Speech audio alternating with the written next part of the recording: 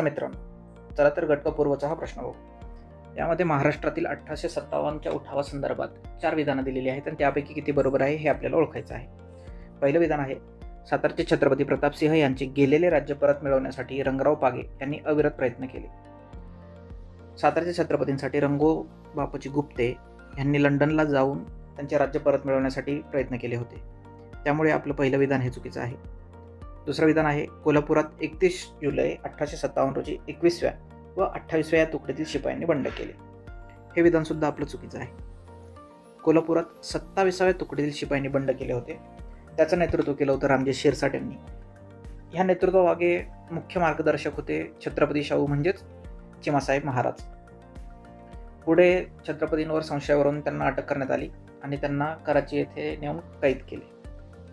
विधान क, नरगुंच्या भावे या संस्थानिकांचे दत्तक पुत्र अमान्य झाल्याने मे 1958 मध्ये त्यांनी बंड केले. हे विधान बरोबर आहे.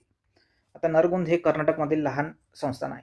तिथले संस्थानिक बाबासाहेब म्हणजेच भास्करराव भावे यांचे दत्तक पुत्र अमान्य केले. त्याचबरोबर त्यांच्या जहागिरीच्या जमिनीही इंग्रजांनी परत मागितल्या.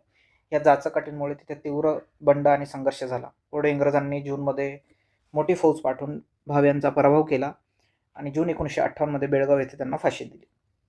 चौथं विधान आहे, 11 एप्रिल 1858 रोजी आंबापानीच्या लढाईत भिल्लांचा पराभव झाला. हे विधान सुद्धा आपलं बरोबर आहे.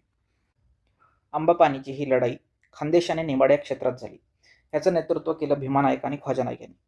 ह्यांनी इंग्रजांचा खजिना लुटून त्यांची व्यवस्था मोडकळीस आणली होती.